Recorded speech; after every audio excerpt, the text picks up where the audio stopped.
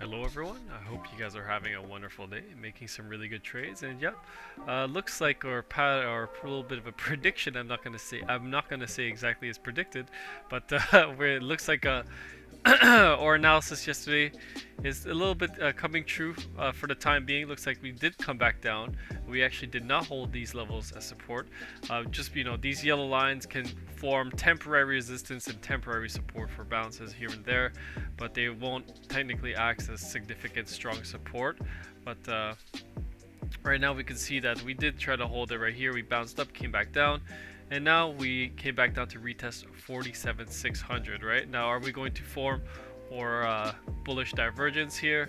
Well, for that we would have to make maybe probably a dip back down to these levels, back to 46,500 or even 46,200, depending on your level. I was actually expecting a little bit more of a dip. We actually can still dip. This 4-hour candle has not closed. We can see that we are actually finding a little bit of resistance now. On the 1 hour, looks like we're breaking out, but just be careful. We can even come back to 49,100 and reverse back down to 46,100, right? On a daily time frame, we printed another red candle, now a 10 and a 4. It was actually significantly worse before. It was actually a 16, I believe. I'm not too sure. I'm going to double check that, make sure I was looking at the right chart. On the daily time frame, oh yeah, sorry, I was looking at the wrong chart. On the daily time frame on BitGet, we have a 16 and a -5. But on Bitstamp right here, you can see we have a 10 and a 4, and on Bybit we also have a 10 and a 4. So make sure, guys, when you guys are looking at market side for DBSI data, that you're making sure that you're, I would say, how do I say this? Double checking your data with different exchanges to make sure it's all accurate, right? You definitely want to trade with the most accurate information, and yeah, for the time being, it looks like we're getting a nice little bounce here. Ethereum actually came back all the way back down to 40, almost 4,100. Sorry, not 4,100. $4,000. We actually stopped at 4071, and now we're coming back up to 154. But this doesn't mean that it's over, right? We could technically still dip. We on the short time frames, you can see on the 1 hour we are starting to bottom out on the RSI, but you will always want to look at the bigger picture. Why is this in the way? Sorry. We can look at the 4 hour. Technically, we have not bottomed out, right? On the RSI, we can take another dip to maybe even the 30 levels, and then this could push us down to maybe 39.55 or even 38.43. But then we would form a bullish divergence, right? And that's what we're looking for right now. So I closed my trade 3% profit, nothing big, just to close it off because I just didn't want to take too much risk. Obviously, could have made it a little bit more, maybe 20%, but that's no biggie. We could always make another trade, right? There's always you live to trade another day, right? Always want to get that good entry. And for me, I think that I can get a better entry if we come back down to 46,500. But enough of that. We're going to take a look at the other markets, see what Dow is looking at today. 35,769. Not moving too much, kind of moving sideways in my opinion. I think a lot of it weighs on the economic data that we're going to have tomorrow. If you guys are excited for the economic data as much as me, then I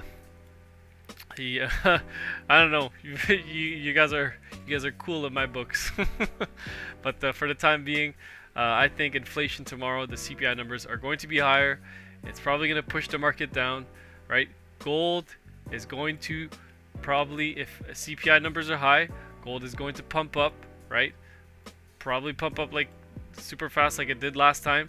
But then again, every time gold pumps up 2%, 1.5%, gold sells off 2 or 3 days later, back to lower levels, or not lower levels, but maybe a higher lows, depending on the trend line that you're looking at, right? But that's just the way the market works right now, because the market believes that the Fed has the ability to fight interest rates, right? Kind of a joke, but we'll see where that goes. And right now, Bitcoin is actually, I saw that when the last CPI numbers were released, Bitcoin actually spiked as well, right? It spiked up, and then it came back down to lower levels after that.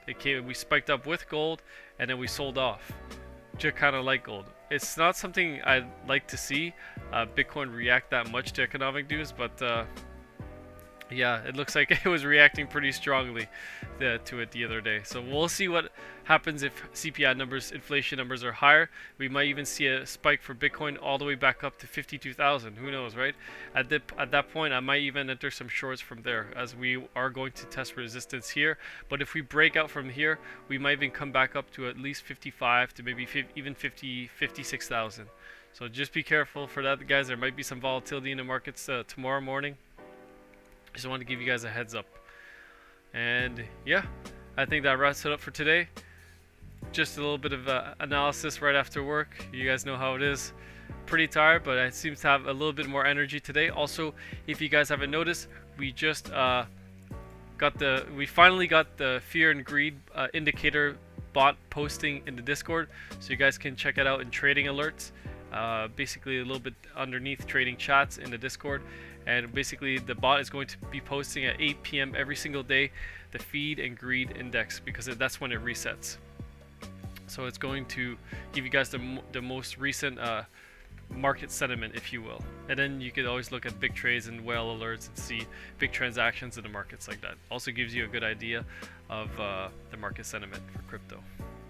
Anyways, guys, hope you guys enjoyed this video. If you want to see more videos like this, please leave a like and subscribe. You know how it is.